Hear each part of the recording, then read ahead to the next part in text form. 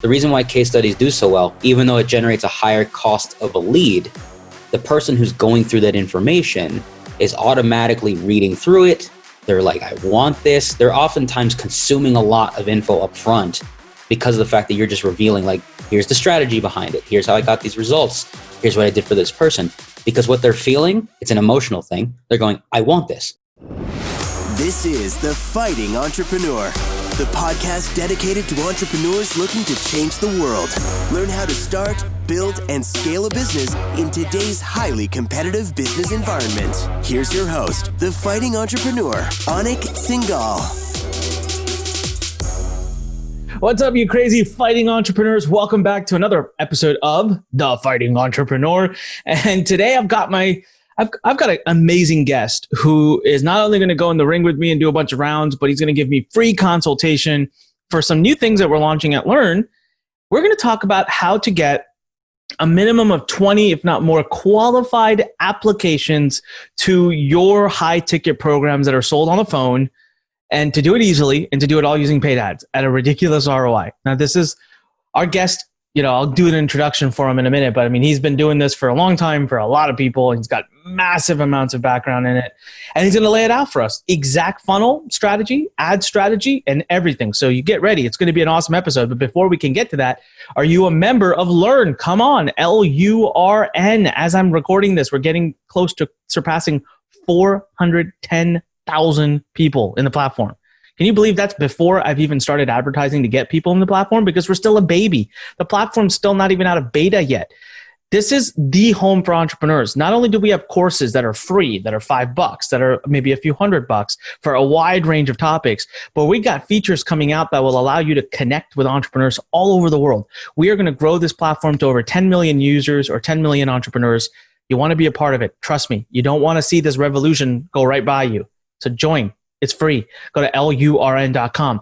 And secondly, AnikPodcast.com, ANIK podcast.com. Go binge watch our other episodes, and please go to iTunes and leave us a great review. Every week, I look at the end of the week to see who's added a review that week into iTunes, and I give away awesome stuff, including sometimes free calls with me, cash, and other swag. So AnikPodcast.com. Go over there, leave us a great review, help us get this podcast out to the rest of the world.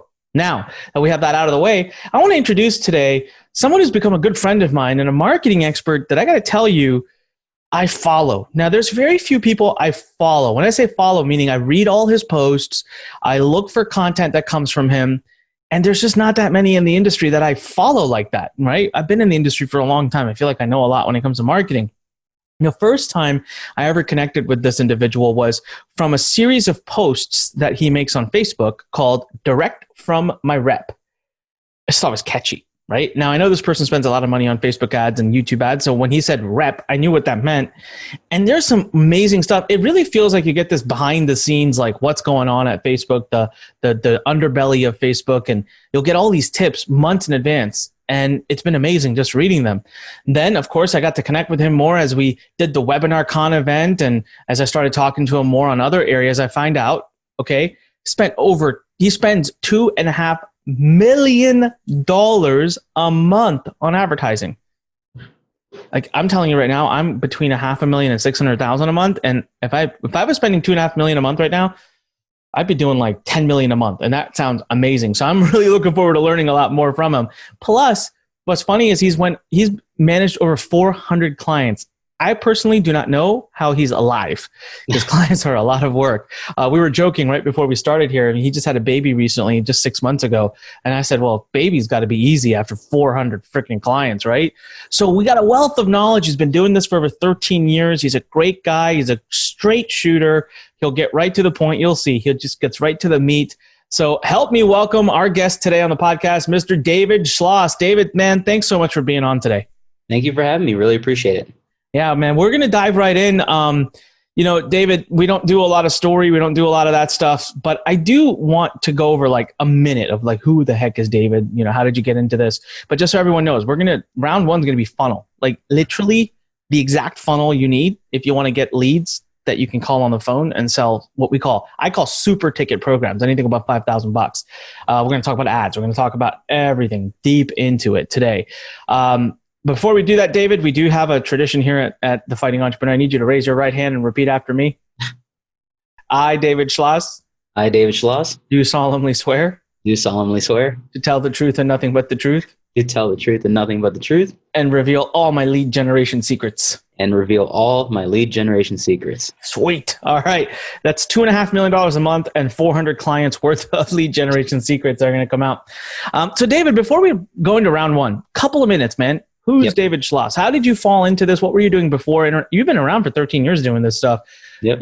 Is that what you just like when you don't look like you're that old? You look like a very young person. So is that just what you did when it was time to put your big boy pants on? You just went into advertising? Yeah, well, all right. So I'm 31, right? So getting us started 18 in the space was not something I thought I would be diving into. So for the sake of history behind that, I actually was going to go into finance and investment banking in college. So I went to the University of Florida, and then within the first semester of realizing that this school is way too fun, I slacked off quite a bit, and let's just say my path got derailed. And all it took was a guidance counselor, or whatever you want to call them, at school saying, hey, if you don't get straight A's next semester, you can't be in this specific school anymore. Wow. That was enough of a conversation for me to go, well, I know for a fact I'm not going to get straight A's next semester because I didn't do so well the first time around. So I'm going to look into something else. At the same time, that same logic was around the fact that I was barely making any money. I didn't want to get a job working in retail, some restaurant, anything like that while in college because I already had a packed schedule to begin with. So I just went on Google, typed in how to make money online, and went through that rabbit hole for what felt like an entire day. Because I actually don't remember going to school the next day. I just remember continually doing more and more research. And, in 07, a lot of that revolved around paid blogging, PPC through Google, Yahoo, and MSN at the time. People were doing digital product, but it wasn't that prominent. Like not many people knew about how to build digital product. The ones you heard about were big product launches. I know that you did one back then. I remember because I used to follow you for a while back then. I was like, this is interesting. And so I just fell into the world of paid ads and then organic marketing and things of that nature out of necessity. I didn't even know what I wanted to do after the fact because someone told me I couldn't do what I wanted to do anymore. Right? I was no longer allowed on that path because I screwed up so bad.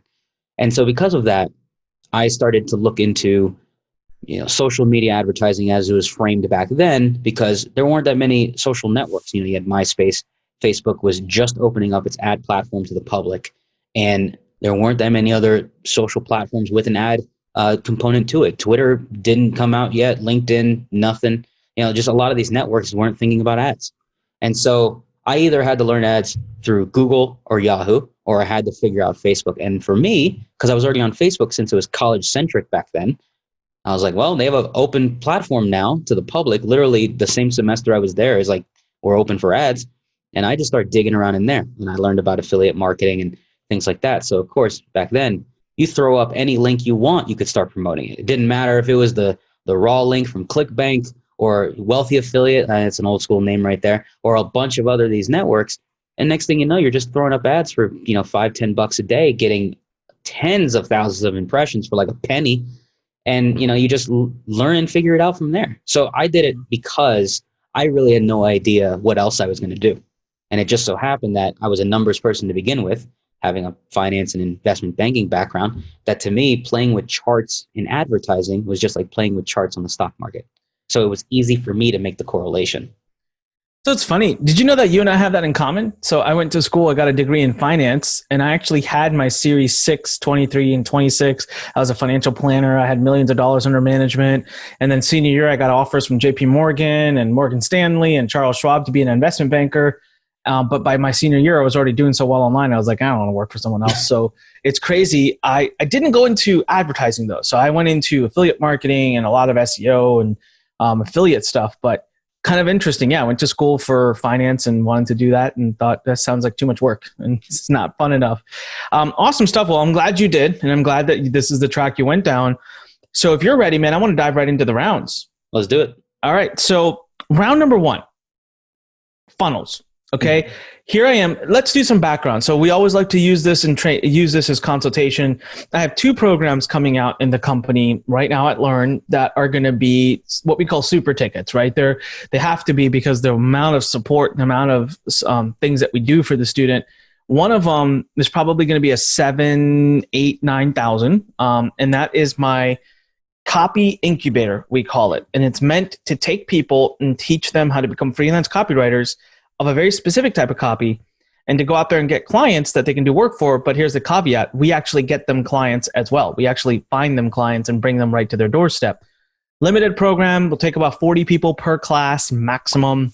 And it's very in-depth, very hands-on, but it's also very specific. So I'm looking for people that are open to the idea of becoming a copywriter.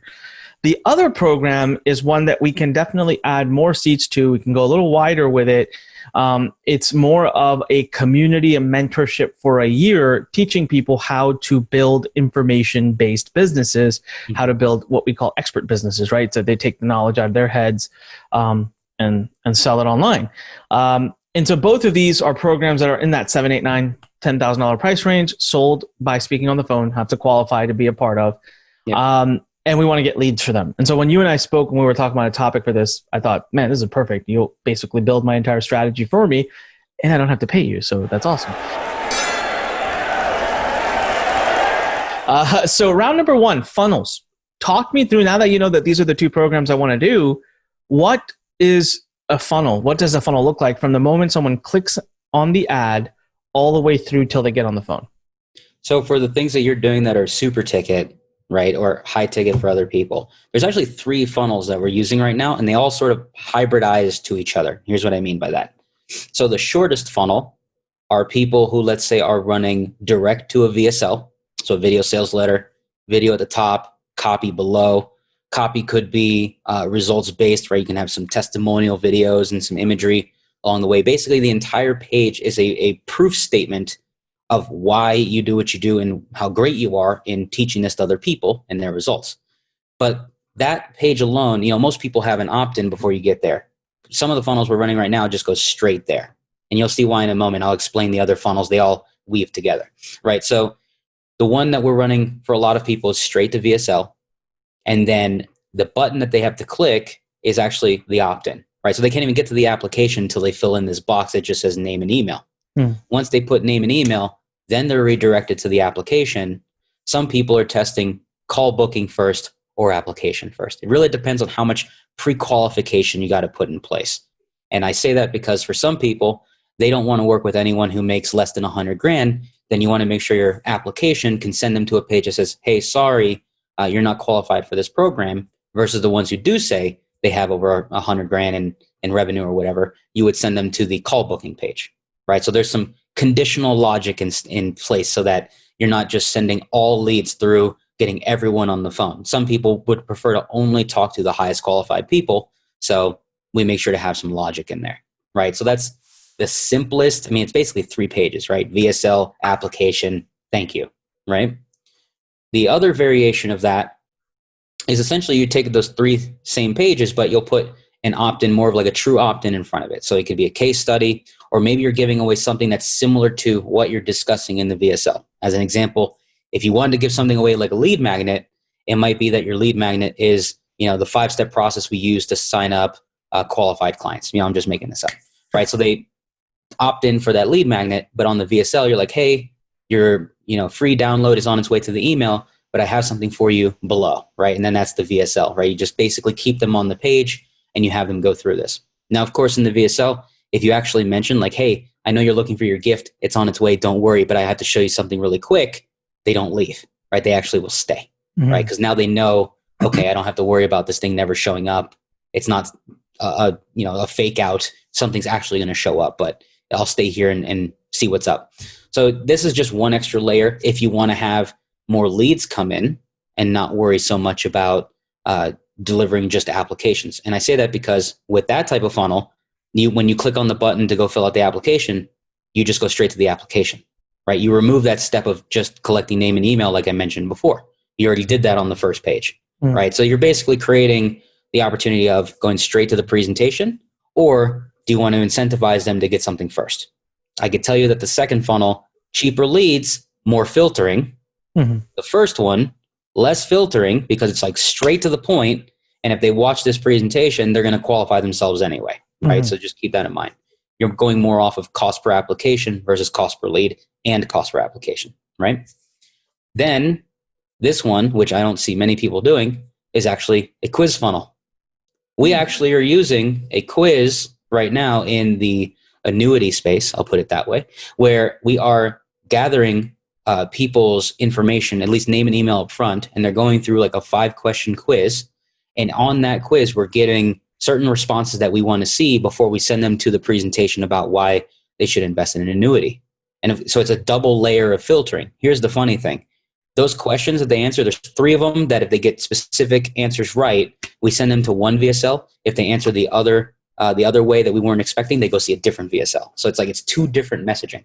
And we often are able to see, like, if they go and see this one VSL versus the other, we generate a lot more qualified people from this VSL than the other, right? So it's more logic involved, right? It's a lot of if this, then that type of thing. But the great part about that is then you're only sending people on the journey that gives them exactly what they're looking for, right? It's a lot more technological stuff involved in that, but it also allows you to see this messaging works well with these types of people. This messaging works with this type of, of person, and so on and so forth. So we use all 3 of those, and you'll notice there's always a commonality. There's still a VSL, and there's still an application and a booking, right? The only difference is what's the first step? Are we just going straight to the VSL? Do we give away a lead magnet, or do we have a quiz? And oftentimes we'll rotate this because we're only testing 1-page difference, right? You can add in a quiz later and then be like, all right, it's a 4-page funnel now. Or excuse me, it's the quiz is the first page, but a couple answers here and there, and then you go to the next one. And so it's not a lot of work if you could figure out how to just organize it, right? That's the main thing. Yeah, makes sense. So tell me something for those listening right now. They're like, oh man, which one do I do? So for me, I'll give you some background. We have a limited sales team. I'm not interested in having a sales team of 30 people or 20 or even 10 right now. I really just want a few good ones. Where I'm giving them good leads, qualified leads, and they're, we're creating less issues. I don't want to deal with a lot of nonsense.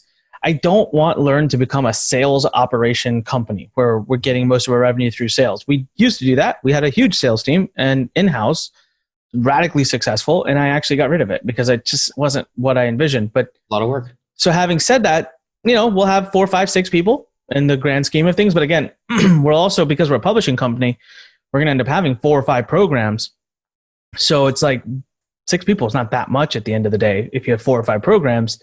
So of the 3, what does your gut say? Which one do you think I go towards? The second one, the lead magnet one, right? The one that's a lead magnet to a VSL. And mainly because it's already fallen in line with what we know, right? We've seen that funnel over and over and over the years, and it still works. And the reason is because the lead magnet itself will attract a certain type of person. So you could always split test the lead magnet, right? You can give away a copy lead magnet. You can give away an ads lead magnet, you name it. And that'll bring in a different type of person into the funnel. But at the end of the day, the VSL is still going to, explain exactly what it is that you're looking for in terms of the people you want to work with. Right? Yeah. So that's going to filter anyway. But these leads that come in from these different funnels or these different lead magnets will allow you to have different messaging for them. Just like I mentioned with the quiz, you could do the same thing with your email, right? They come in from a copy lead magnet. They'll have specific messaging that gets them to eventually apply versus someone who's coming in because of advertising related information. You might have a different angle for them because they might want more clients, whereas the copy person might just want to go, how do I even start this as a business, right? Sure. There might be a completely different angle there. So on the lead magnet, what's a good lead magnet if I don't want to have to spend a ton of time getting it created? Case studies do really well if you have pre-existing experience in what it is that you do, right? Okay. So like for you or me, I put a lot of case studies together based upon client accounts that I manage, right? But I do it based upon a specific subject matter like e-com, how to generate apps, how to get a lot of webinar registrants, right? So it's specific type of case study because once again, someone who sees a webinar specific case study, they might be looking for something e-com based. So I just put out a different case study later. This is e-com, boom, grab their attention. They come in that way, right? So all I'm really doing is rotating what it is that I'm giving away. Now, the reason why case studies do so well, even though it generates a higher cost of a lead, the person who's going through that information is automatically reading through it. They're like, I want this. They're oftentimes consuming a lot of info up front because of the fact that you're just revealing, like, here's the strategy behind it. Here's how I got these results. Here's what I did for this person. Because what they're feeling, it's an emotional thing. They're going, I want this. This is exactly what I want. I want these results too. And your VSL is supposed to answer that calling that they're having, which is, I can help you get results like this, right? That's the whole reason why you're reading this case study. Whereas if you did a lead magnet, like, a short report, a 10-page report with a couple strategies in there, it's very possible someone downloads this thing and doesn't use it, right? It just stays on their hard drive and sits there and does nothing. And, they might still go through the process of filling out your application, but they didn't actually consume anything. Like, they didn't go through anything in order to even justify whether or not they want to work with you. Case studies, it seems like the people who go through them, like, they legitimately opt in and go through it. The moment you put your name and email, they go to their email, they check it out, they read through it, they go to the VSL. It's like they're more engaged. And we know this because we've had funnels where we can put heat mapping and see, like, who comes back, how long are they staying, are they scrolling through the page? Like, we could see the activity level is higher with someone who's consumed a case study than, let's say, a short report. So, okay. So for example, we'll kind of drive this one a little bit further. I like this. And like I told you before, every round's plan I make on my episodes is abandoned about 20 minutes into the episode. And we're exactly 20 minutes in, so I'm right on track. The lead magnet, for example, I have one student who I taught copywriting, and he's running almost a $700,000 a year agency now, working about 2 to 3 hours a day. That's awesome. And that's awesome, right? Like, I want to tell that story because he literally is the epitome story, and he just did everything great. We have another one that I currently work with right now is running about, he's doing about $5,000 or $6,000 a month as a copywriter, just freelancing. And again, I taught him. We have a few of these. So first question, let's just say I picked up the first one because it's the biggest number. It's the sexiest story, $700,000 a year agency.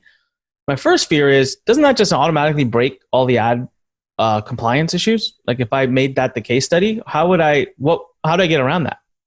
So a lot of the ads that we run, we don't necessarily just go off of just the number that was gained from the person. So for example, we'll put on the page, I'll just use a name, how Jeremy was able to build a multiple 6-figure business. We don't say the number.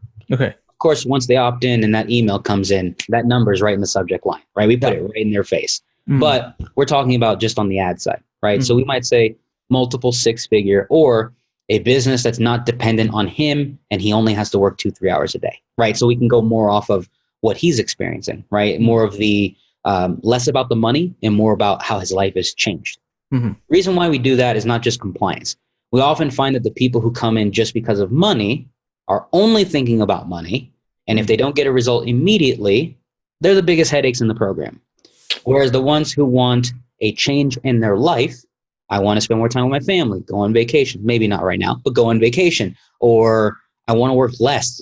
I want to have more systemization in my business. I want to be able to just talk to people all day. Those types of things are a byproduct of, the things that you're going to teach them. And you basically can reveal in the case study, like, here's how this person's life has changed. They got their dream house, they got their dream car, they spend more time with their kids, whatever it may be, right? Because now it's not about the money anymore. The money is a byproduct of those changes that they've already made. So we will use both, right? We can have an ad about the money and an ad about how life has changed. And it's the same person. We just make sure if we're mentioning money, we don't say, oh, he made $721,400.98 last year. We make it as general as possible, over 700,000 or multiple six figures, and the rest of the copy is more revolved around, the story. This person came in 9 months ago. They were struggling with their business, like the hero's journey. Where were they before working with you? What did they do during, and how did things change after? Got right. it. So we want to make sure the journey is involved in the ad. Got it. All right. No, makes sense. So that would be the lead magnet. Okay. So let's say we're doing ads. Let's talk some, so real quick, actually, I do want to go to funnel number 1 because it's funny you said funnel 2, but funnel number 1 is the one I've been kind of working on for both of them, only because it's easier not to do a lead magnet. Yeah. And so,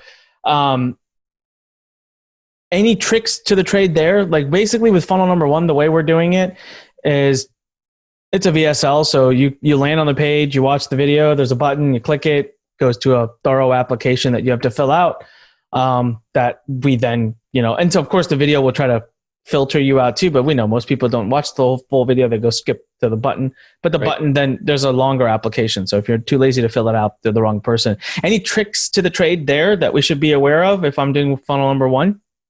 So funny enough, let's say you don't want to turn that case study into a lead magnet. You can make it a full-fledged ad, right? You could tell the whole story in the ad, maybe even throw in a video ad to go with it, so you can break it down even further.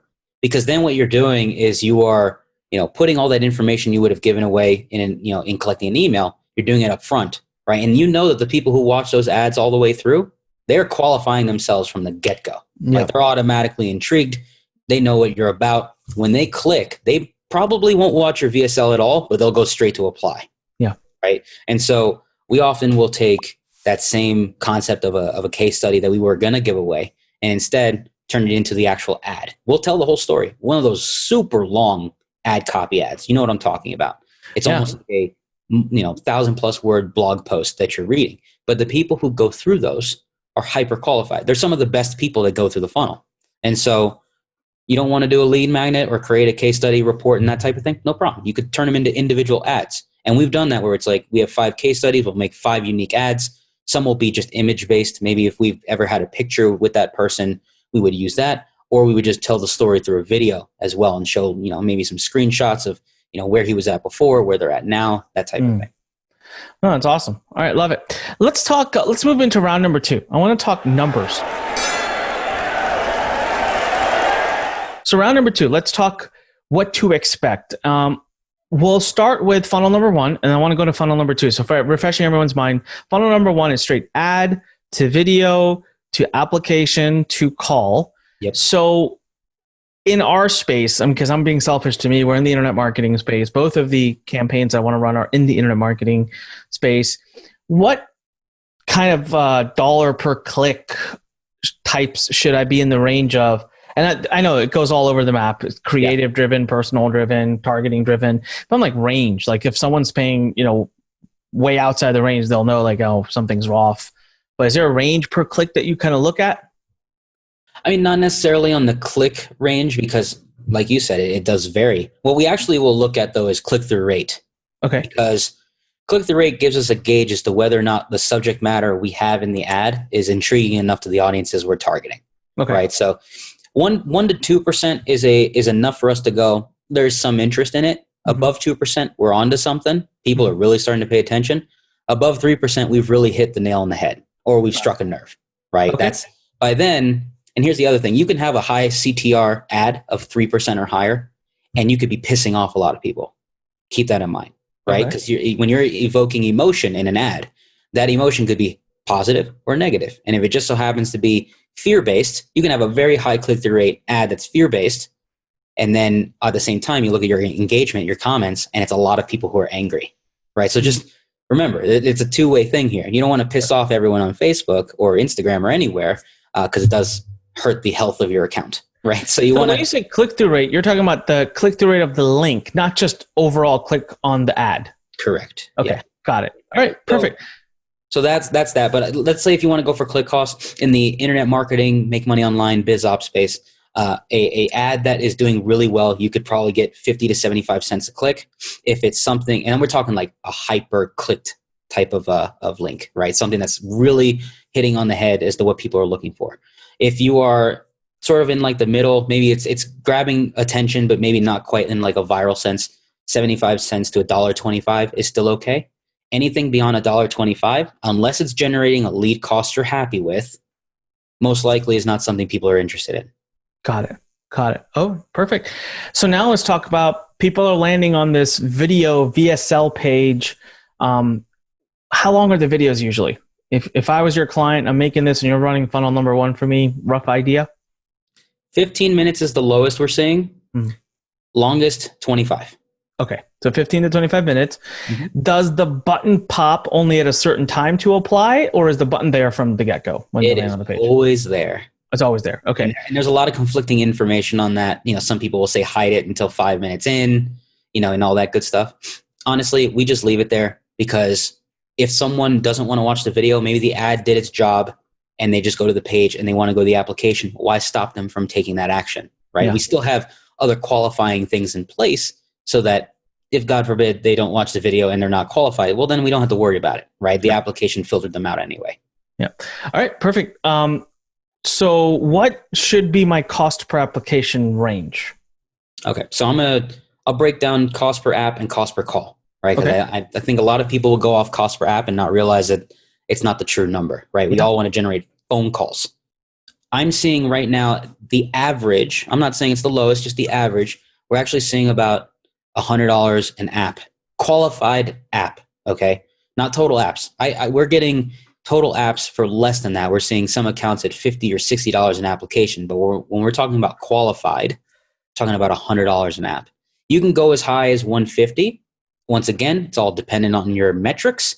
When you know your numbers, you can have a little more leeway with the application cost, right? But I always use $100 as a benchmark because then I can always optimize and improve things later, right? So I just want to see 100 or less, and I'm good to go from there. 125, I might give it some time to nurture, see if I could bring that down. If it shoots up to 200, I'm not going to run that, right? Unless it's generating, if I can work with that number or it's generating calls, then I'm okay with that. But oftentimes $100 an app is what we look for. We're seeing in this space as well that at least 50% of those apps will actually show up to their call. At least 50%. It has been higher. Don't get me wrong. A couple months ago, we were seeing like 70, 80% of people show up to their calls. Sort of slowed down a little bit, but that doesn't mean we don't get them on a call later. It's just we're talking immediate within the first week of them applying. Are these people jumping on? At least 50% are. Right. So now they're booking the time, right? Or are you following up with them after the app? They're booking the times, and some of these people just never show up. Yeah. And that's when we have an appointment setter that goes back through these applications and people who've booked calls and tries to call them and get them to rebook. Right. That way it's not just only hitting them up through email or even text message in hopes that they do it themselves. We want to somehow, I wouldn't use the word force, but it's like we're motivating them to do it again. Right. It's like, hey, we know you missed this thing. We got you on the phone now. Do you want to just go ahead and rebook it and I'll do it for you? Right. So that at least helps with that part of the equation where, if only 50% of your apps, 50% of your people who've booked from the apps are showing up, well, then your cost per call is double, right? Because now you got to generate more applications to get more calls. But when you got a $7,000 or $9,000 program, you could still pay $200 a call because it might only take you 5 or 6 calls to generate a sale. Benchmarks. You can always improve them and make them lower, or you can adjust them based upon as you start to get some sales. You might say, we could afford a $300 call. We can afford a $400 call. No, makes perfect sense. Okay. So then you said it's about $200 per call. What your top clients, the ones that are running good operations, is it every 5 to 7 call sale, 10 call sale? What's the average you're seeing? Getting 5 to 7 calls are getting a sale. Okay. 5 to 7. Best one right now, 3 calls. Right now. It's epic. I mean, it's an epic ROI, right? Then it's insane. $6,000 program, real estate space, just boom, boom, boom, all day. It's just constant calls, and every 3 people they close, and it's because of the filtering in that application. So when we had the application a lot broader, we had far less questions. Right? We used to have like a 7-question app. This one now is 12, which is way unconventional. Usually, you try to keep it 10 or less. For some reason, we were like, you know what? Let's throw in a couple extra questions because it is real estate, though it is a biz op in theory. We also have to ask a little more around accredited investors and things like that. So we don't want to just generate a bunch of people who want to do wholesaling where you don't really need money. We need some people with money in this. So we start adding these additional questions in there. And because of the additional filtering, the people we're getting on the phone are people with money to invest, period. It's just whether or not they want to invest in real estate. Right. So now we don't have to worry about whether or not they have the money. Right. So that's why it might only take 3 calls to get a new customer because you're prepared to spend. Awesome. All right. Love it. Okay. Let's move to funnel number 2. Let's talk numbers there. So lead magnet. I actually think I could do that lead magnet really easily. I was thinking about it while you were talking. I have to do a video interview with that individual anyways for a funnel I'm building for my copywriting program, not the super ticket, but my actual continuity membership. When I do the interview with them, I can just hand that interview off to my copywriters and say, create how long do a case study lead magnet, like PDF file how long do you usually make them? I mean, they They could be as short as like 5 pages to as long as like 15. Here's the thing. It's all about how many case studies you want to deliver, right? And like I said, when I want to go multi-angle, I will still have like one angle will talk about an application funnel, but the report that they're going to get, I'll have an application, webinar, and e-commerce example in that same report. That way they could see like, oh, he's not just a one-trick pony. He knows multiple things, right? That's my example, right? So when you're doing a case study, if you have more than one person who's had similar results, you can throw in a second or third one, makes the report a little more robust, maybe 10, 15 pages. And then when they're going through, it's just reinforcing that you know what you're doing. Got it. All right. Perfect. Love it. All right. So on that one, we're paying, the first metric we're tracking is cost per lead because they're opting in. So what kind of conversion rate should I be looking for to be happy with on the opt-in page? Yeah. So let's say your audience is the copywriters, right? If we're going after just strictly copywriters, remember the broader the audience, the cheaper the leads are going to be. So the more specific, the cost will be slightly higher. But we also remember I mentioned that case studies, it's almost like having an extra filter on top or a better qualifier because the people who go through a case study oftentimes might just go straight to your application and book. So a good example, one of my clients targets agencies. That's his thing. He's just targeting ad agencies it's a reporting software that they're selling. So it's like, we want to only target agencies. That's a very finite group of people. And Facebook does not make it easy to go after agencies, right? There's nothing that says ad agencies. So in doing so, our copy has to call them out, and the leads will vary anywhere between 10 and 20 bucks. But they all have agencies, period. So we're willing to pay that.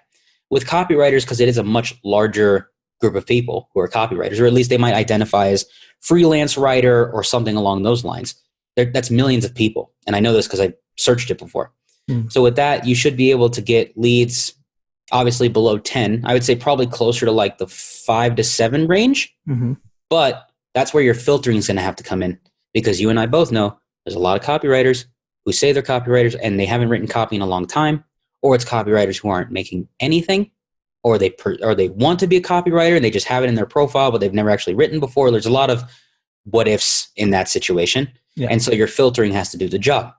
But you can get leads. You can get leads for even cheaper than that if the giveaway that you're giving to these people is something to where it's like there's a tactic in there that they might be able to use in the case study that you're revealing, right? They might be able to actually download this free thing and use a strategy that was delivered in that report, right? So that's enough to get them to go, I should at least get this thing, right? Okay. Yeah, and the more specific leads, I mean, obviously they're worth a lot more, right? It pans out in the back end, so you pay more, but there's better leads long term for the life of the lead. Okay, now let's say I got 100 people opted in. Yep. Out of those 100, how many do you think would become a app? Because they got to go to the other page, watch a video, and now click and then become an application. Qualified app, as you said before.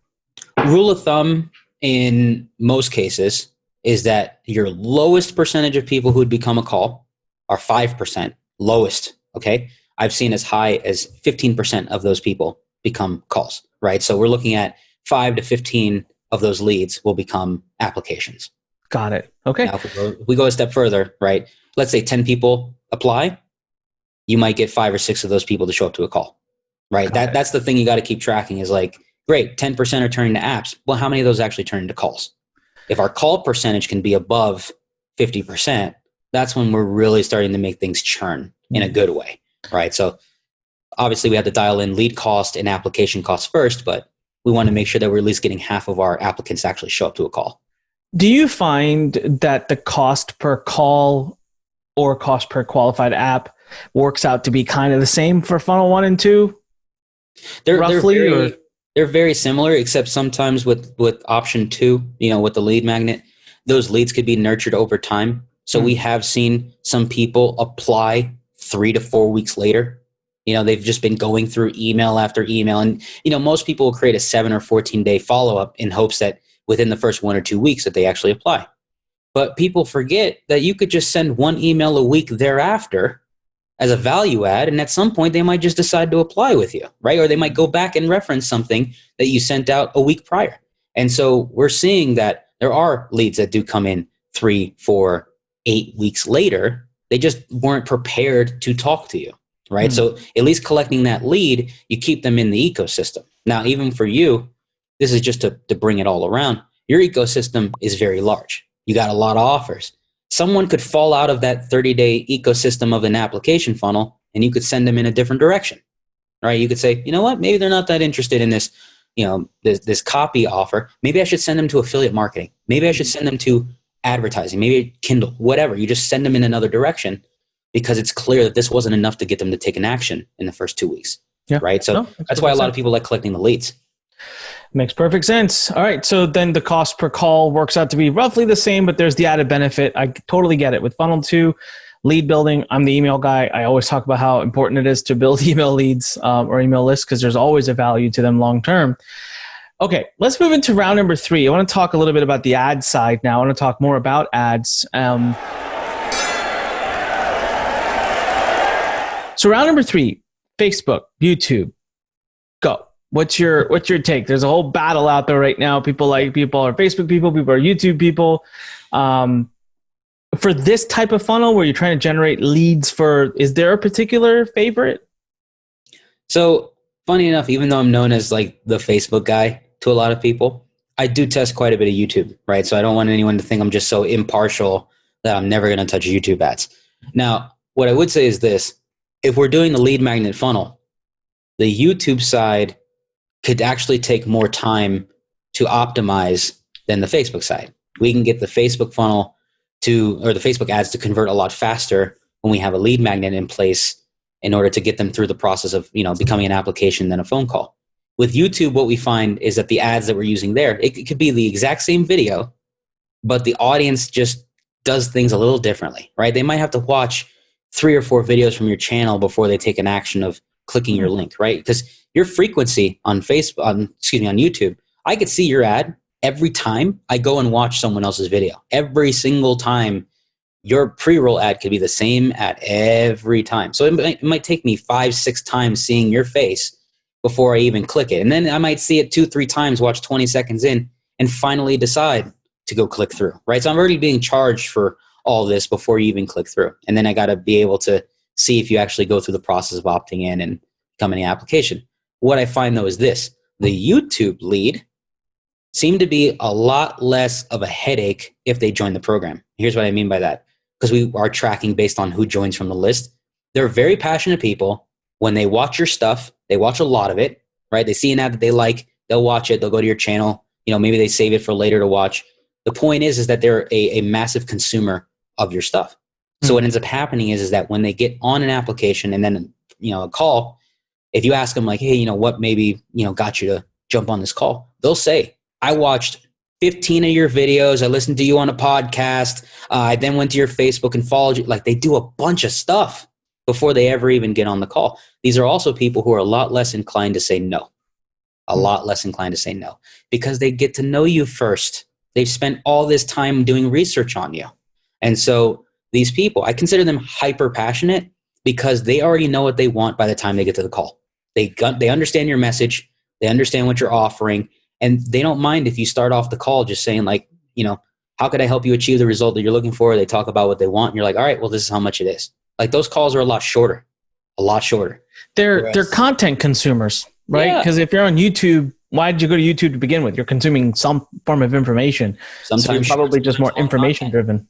Yeah, exactly. And Facebook people are just like quick. Videos are 3 minutes long. They blast through them constantly, or even a minute long. So it's a short term, sort of like stimulus. It's like go, go, go, go. And so when they are showing a VSL, not many of these people are going to watch it the first time around. You might have to send them back to that VSL page 3, 4, 5 times for them to watch that 15 or 20 minute video. Some of them may never make it past minute 5 and they just go and apply.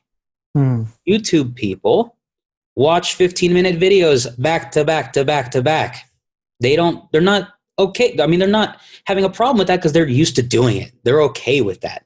They'll watch a streamer go for an hour and a half. They will watch, one of my favorite YouTubers, Graham Stephan. I'll watch a 20-minute video of his and then watch another one, and that one's 15 minutes long. And I don't even hesitate. I just watch it, even with the ads. It's just like, all right, whatever, skip, next, keep going.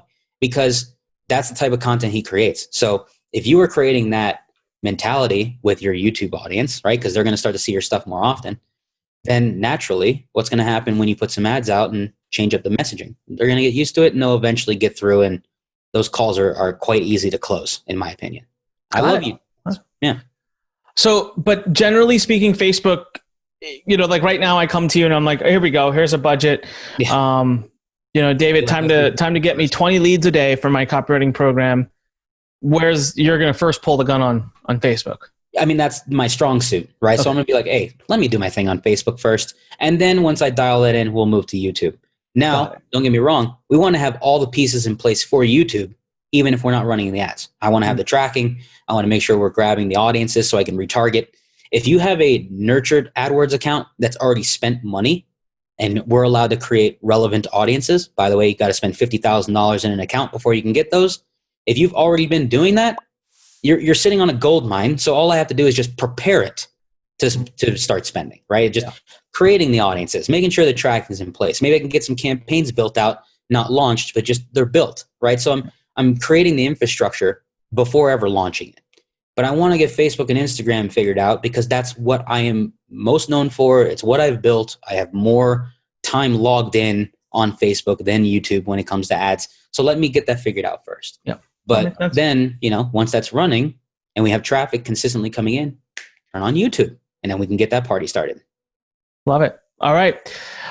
Let's move into round 4. It's the one I've been waiting for. So round number 4, let's actually do ads, targeting, all that fun stuff. So let's do it through an example. So round number 4, ads and targeting for my copywriting incubator program.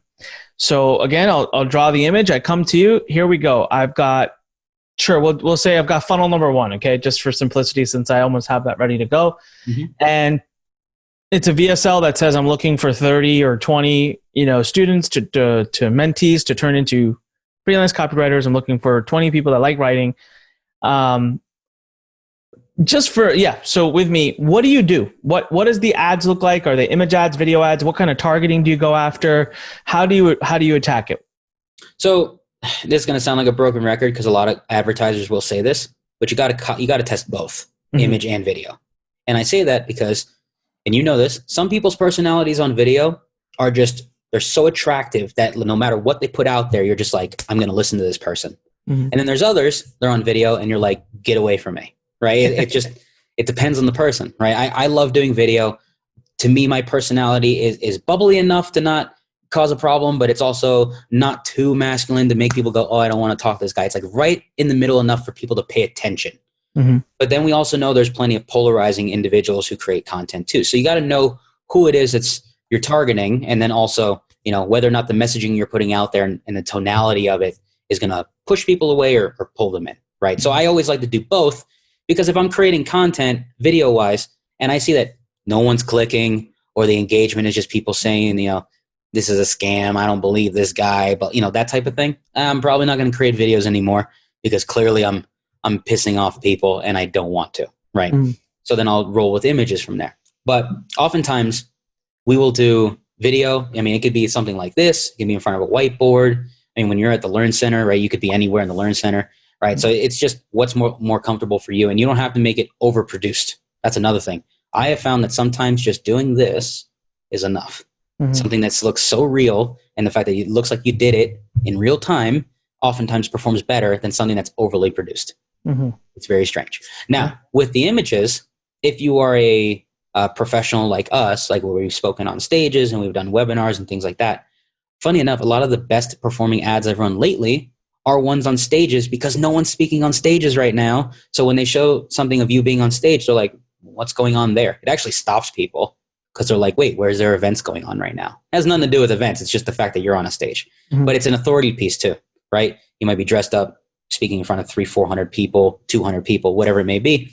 That just presents the fact that people are paying you to listen to you, right? So it just establishes that authority from the get-go. Now, if you have other images, I mean, pictures with family, pictures of you with students, or when you're at major events and it's like a group of people, I do all sorts of mixtures of images, but it's always with other people because I often find that it's an association thing. Mentally, they can go, oh, he works with a lot of people, or people are paying him money to go speak in front of a large group, or he holds events and there's 10 people in the room. Like it's an association thing. That's what I like to do, is just throw in pictures with others in it. Mm-hmm. If you're telling a story around a client that, if you're doing a case study style ad and you have a picture with that client, it's the easiest connection right there. It's an automatic to do that type of image, right? Yeah. So that just gives you an idea of like the type of split testing you can do with imagery versus video. But when it comes to targeting, in your case, because it's copywriters, everyone thinks that just going after copywriters as a job title or employment is the low-hanging fruit. And funny enough, a lot of copywriters have been bombarded with copywriting offers. So, of course, they are the low-hanging fruit. You will get people from doing that. But let's think a little outside the box here. There are plenty of people who identify as the freelance writer that you could target. You could just type in freelance, just a generic term, and say, would you ever consider, making money writing, as an example? Well, there's a lot of freelancers who are like, I'm just doing odd jobs. I want to do something that's consistent. You can use an angle as, becoming a copywriter is a very consistent freelance opportunity, right? So you could see how you could tie that in. And that's a very generic term. So that's 15, 20 million people just off that term. Now, if you want to go even more into that, think about the people who are a part of like the creative writing community. There's a lot of people who are ghostwriters who actually don't realize they would be great copywriters too, right? They're ghostwriters of books and ghostwriters of blog content and things like that. So you would be able to type in things like, there's a term for, I think it's in November. It's a type of like writing month. It's like a literature writing month, and it actually comes up as a term. So you look for like literary writers, ghostwriter, blog writer, things like that. People who just identify as everything other than a copywriter, because a lot of these people think that it's, because of the term copywriter to them is something completely different. They just don't pay attention to it. If you present it as an angle where it's like, you already do writing, you understand structure and how to get people to read. Have you ever considered turning this into an actual profession? Right? You can see where you can tie it all in. Those terms, it's always tens of thousands and hundreds of thousands of people. When you bundle them together, you're talking, 1 to 2 million creative types, people who are probably writing for food blogs and their own blog, and they do like, poems and things of that nature, who never would have thought of being a copywriter, but they already write all the time. They just may not make the money that they want to make. They probably do it as a side hustle, making $1,000 a month writing for a food blog when they could be making $10K a month writing copy like they do in these magazines or in these blogs for other people, right? So to me, it sounds like go wider, and then it feels to me like your ads, you have more of a conversation in the ad. So you're doing more in the ads than just building up hype and saying, click here. It's almost like, like I like how you said, have you ever considered? Yeah. So like if if I'm targeting freelance writer, which I actually know is a targeting, I've seen it before. In the type of ad that you're talking about, I would write, freelance writers, have you ever considered,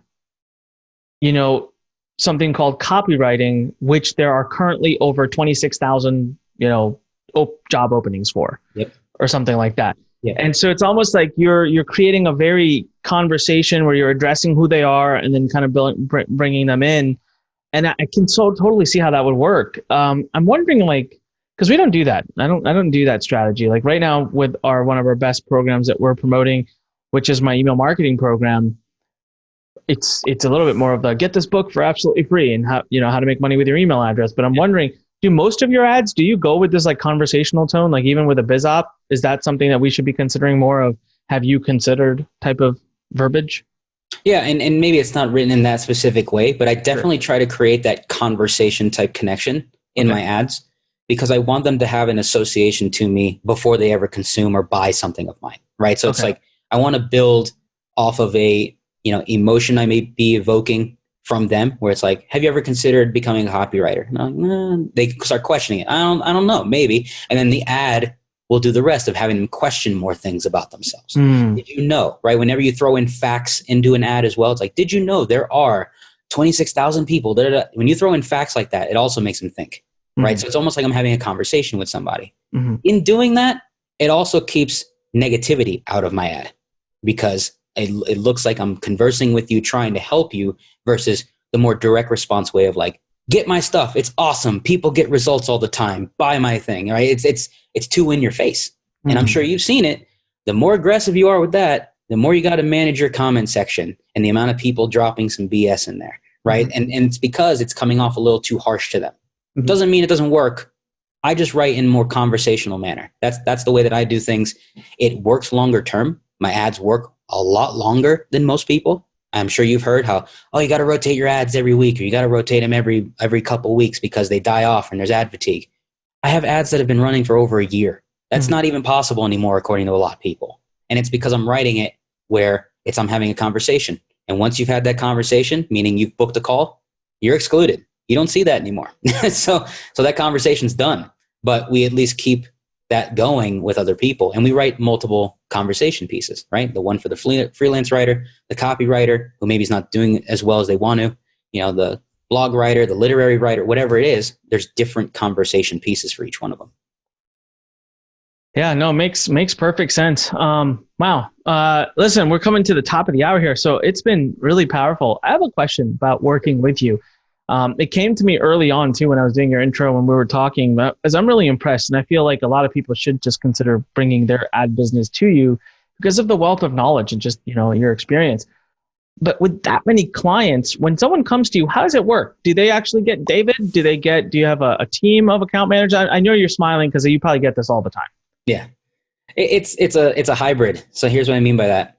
You do get me in that initial conversation because if I can understand your business model, it's very easy for me to explain it to my team, right? I have a team of 7. We manage, right now we have 23 clients under management at this very moment. At one point, at our peak, we had 53, okay? Now, not trying to kill everybody on my team here. We realize that very quickly. It's a lot, but we're managing a lot of spend. And there's a lot of systems in place in that where we can manage less people and still have more spend and everything still flows. We can take on more clients because we build these systems into people's accounts, not automated where it's all hands off, but we understand when things need to be split tested, when they need to be scaled, when we need to incorporate more creative things like that. So it makes it easy for everyone to be on the same page. But you get to talk to me when it comes to tell me about your business, your ad budget, what you want to create, things of that nature.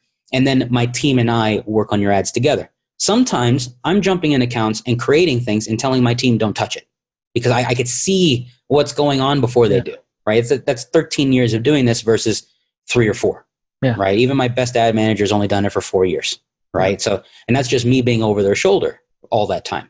Now, at the same time, they have all my methodology. So when I say something like, hey, it's a webinar campaign, you need to scale this, they know exactly what to do. I don't have to say anything else. They know exactly what has to get done, so I don't have to be over their shoulder repeating things over and over. So you get this all-encompassing, strategy and tactical information from a team, and I'm relaying it to you like, hey, this is what we did. I don't ever want people to think it's just me hovering over accounts all day, just, doing my thing. Don't get me wrong. I often jump in a lot of these accounts and create structures, and then my team will take over and go, oh, I know what you're doing here. I know where to scale this thing, right? So it's a lot of team effort in this. I love it, man. Listen, how can someone reach you, follow you, track you, stalk you, get a hold of you, show up at your house? No, I mean, I don't want that part. How can people get a hold of you, man? Yeah, the house off limits, but everything else is cool. Facebook, you could find me, facebook.com/Schlossy, SCHLOSSY. That's my nickname since 7th grade. So that's how you can find me. I have the blue check in case anyone's curious. And then also on Instagram, David M. Schloss, also blue check. I don't know how that happened, but that one came in recent. And then if you want to email me direct because you actually want to work with me, that's the thing. Don't ask me questions about my ad campaign's not working. No. You want to work with me. It's david@convertroi.com.